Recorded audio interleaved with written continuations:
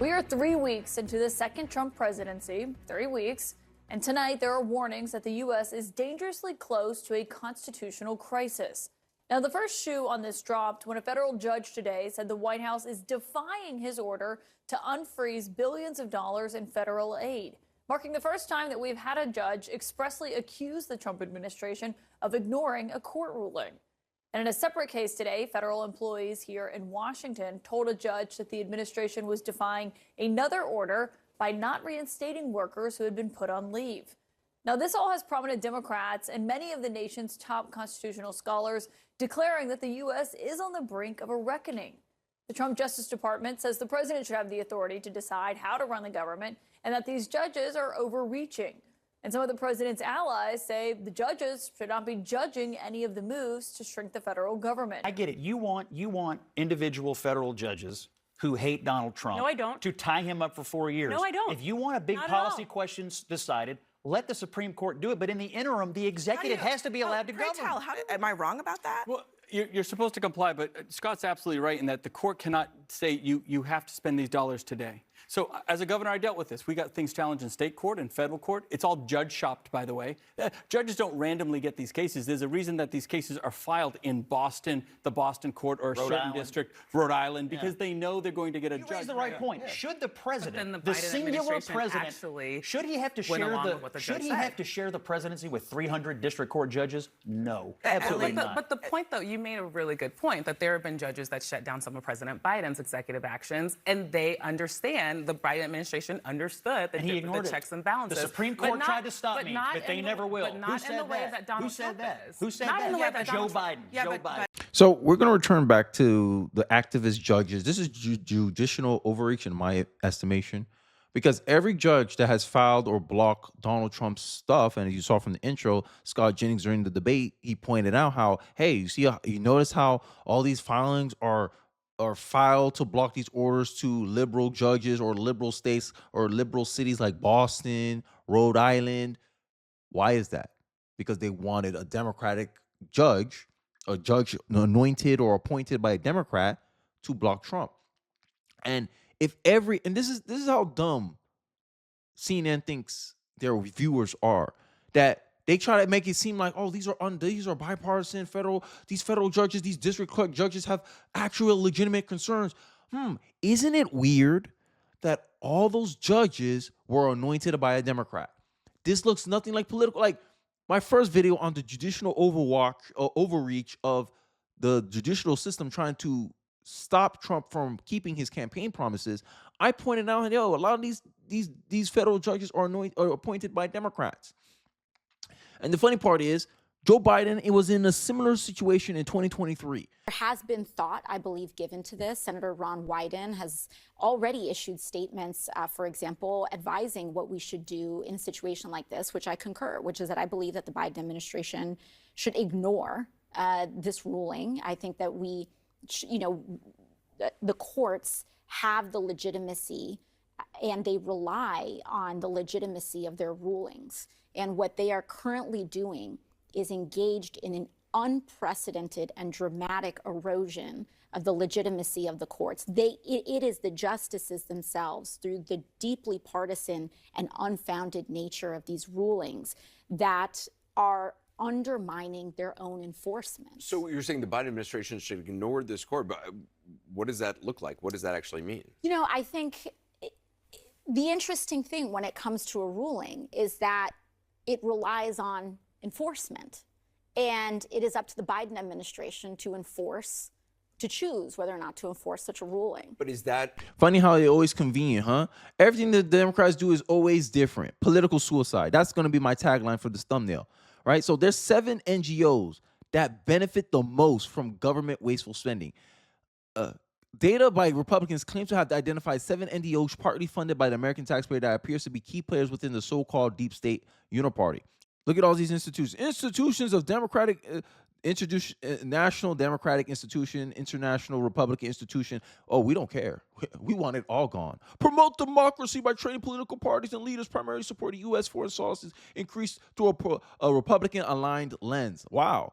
They have institutions specifically for your political party, and you wonder why we have half Republicans not going along or trying to fight what Trump is trying to do in the initial beginning. But they know it's political suicide if they go against it. The Consortium of Elections and Political Process Strengthening. What the hell is that? National Endowment for Democracy. Oh, you hear the system? International Foundation for Electoral Systems. Strengthen global democracy. Globalism. This is all globalism.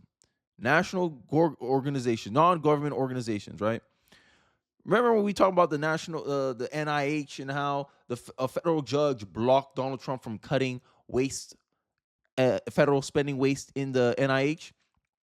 The NIH has wasted approximately $245 million on transgender animal experiments. Yeah. White Coat Waste, an organization aimed at stopping cruel and wasteful tax-funded vivisection, has identified 15 active National Institution of Health grants paying for transgender animal experiments amounting to taxpayers of over $26 million. Many of these transgender animals grants were coded in the NIH sexual and gender minorities category, a category routinely used to route diversity, equity, and inclusion grants, which is accounted for about $373 million of spending in 2023. 2023 is a magical year, you know? So this is what federal judges are defending, right? And it makes sense now. These activist judges are pissing me off. Did anyone else understand what a non-government organization is, i.e. NGOs, receive most of it, if not all the funding from the government, and was just being ignored, or I was just being ignorant? If NGOs receive most, if not all their funding from the government, what is the basis of calling them non-governmental? Optics.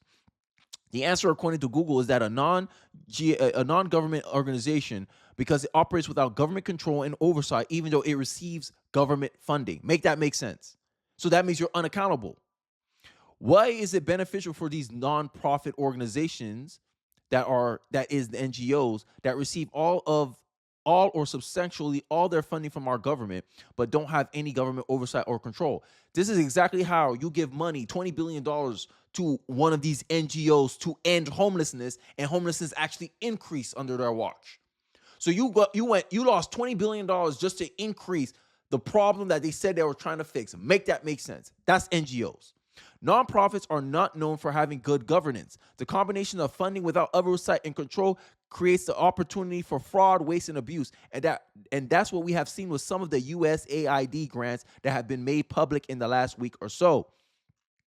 In the private markets, that is the real world, a majority shareholder would have control and oversight. Why do we allow our government to make major investments without control and oversight? It makes no sense. We're the party of common sense, guys. Republicans are the party of common sense. Democrats think this makes sense. Yeah, okay. It is time we scrutinize all NGOs and reconsider investing taxpayer money in private organizations without proper oversight and control, consistent with what majority investors would expect in a private corporation. When you personally invest your money into something, you want to make sure things are getting completed, things are following the schedule. You'll make sure everything is done.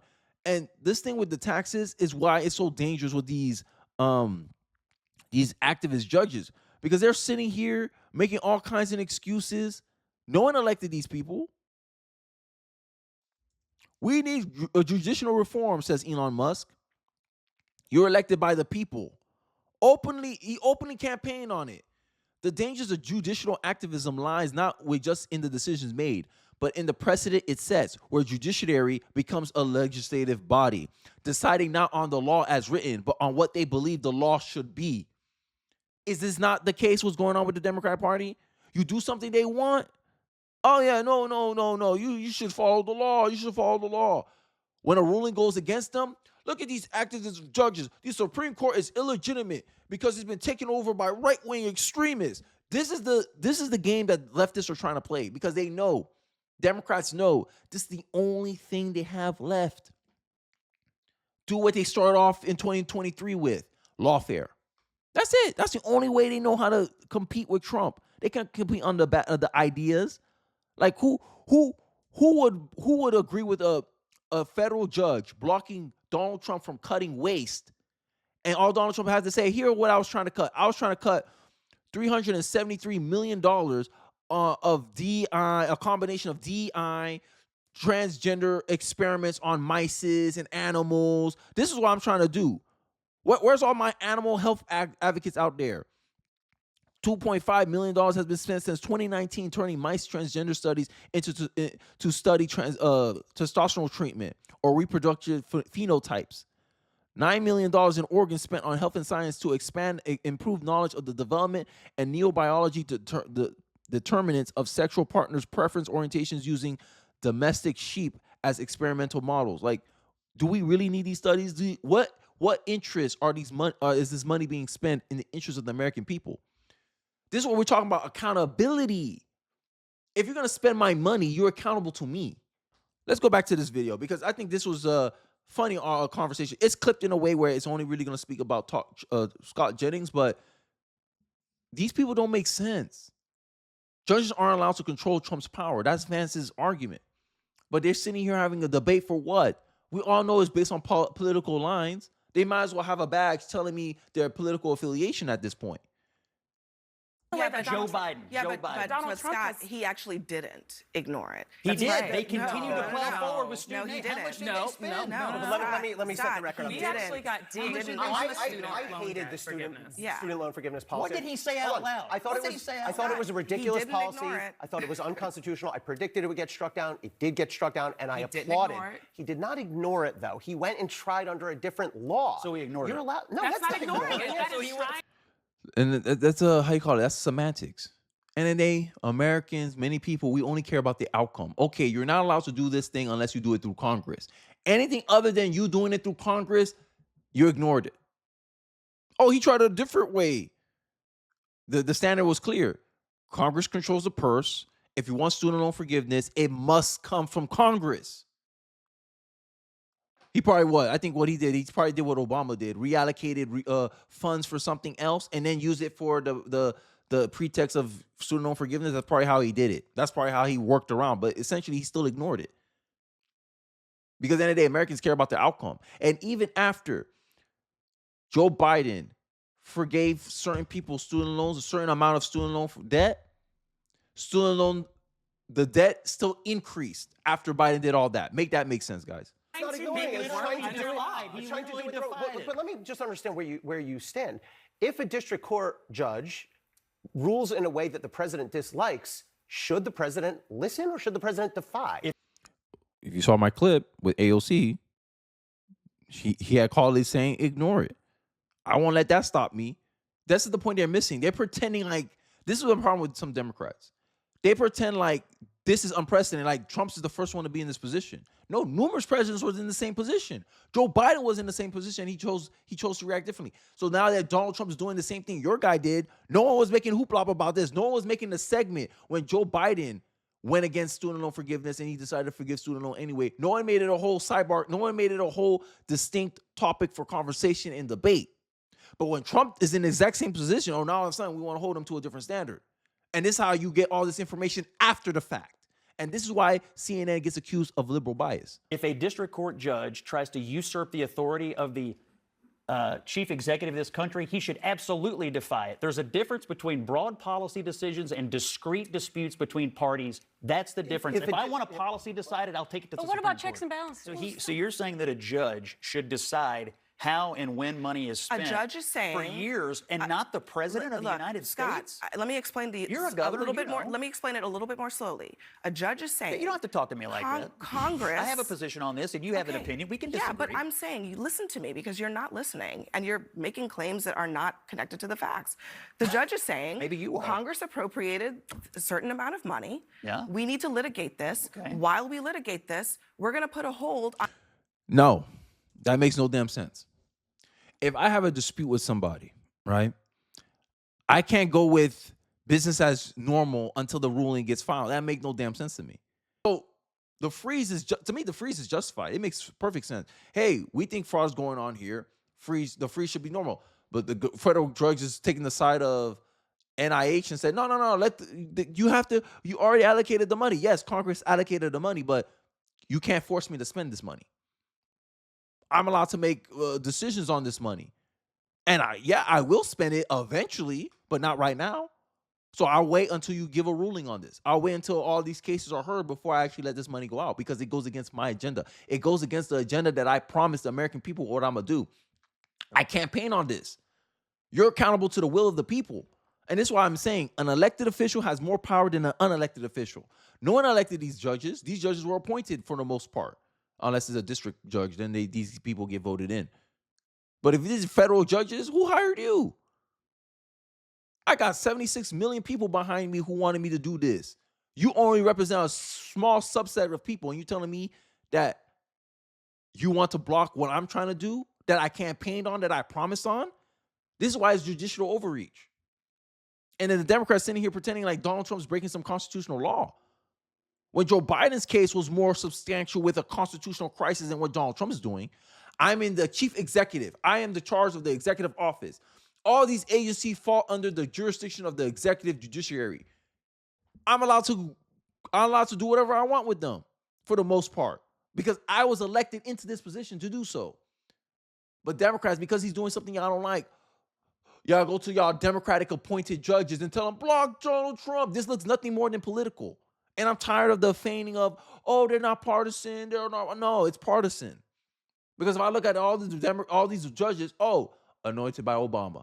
Oh, by Biden. Stop playing this game. And I like how when it's a Trump judge doing something, right? This is how I know CNN got a liberal bias. When a Trump judge does something, when a Republican judge do something like block the lawfare against Trump in Florida, they go, a Republican appointed judge. They don't do this here. Oh, these federal judges. No. Democratic appointed judges keep the same consistency. And this is my problem as an independent. The mainstream media, the legacy media has no damn consistency. They'll report one thing one way, exact same situation. They report it a different way. They lead in with the fact that the judge is aligned with the Republican, but in this case, with these judges, they don't tell you that these people were appointed by Democrats. Why? Because they want to give this fake air of legitimacy to some of these things that these federal judges are blocking Trump on. Make it make sense. On the actions that you took that might be unconstitutional. So while we litigate this, I'm a judge and I'm in charge of the executive branch, and you're not. Forget it. Yeah, I totally you just disagree. Can't compel the executive branch to spend the dollars. You can't do that. They can't say we're going to start. The judges are going to start writing the checks. They have every right to Have you heard the? No matter who the president is, the duly elected chief executive of this country, they should not be sharing the broad plenary powers of the presidency with 300 individual district court judges. That is not what the people want. That is a great position to take when you are in power. Yeah, but when I you will are believe not it no in matter power, what. District court when you are judges not are in different than the power, Supreme Court. Yeah, well, you're not empowered, right? No, that's what Democrats do, right? It's exactly what AOC just did. Y'all in power, courts say, hey, you're not allowed to do this. You do it anyway because you're in power. But when you're not in power, now you want everyone to follow the rules when you didn't follow the rules. Rules for thee, but not for me. This is the Democratic Party. Give money to independent fact checkers to fight misinformation, but the U.S. government was the largest funder of these independent media. They ran censorship and covert info operations for regime change, including against Trump. Now, without USAID's money, they're dying, so they're suing Trump. Make it make sense. Make it make sense. All they got is narrative. That's all the Democrats got left, man. Narratives, man. I'm done.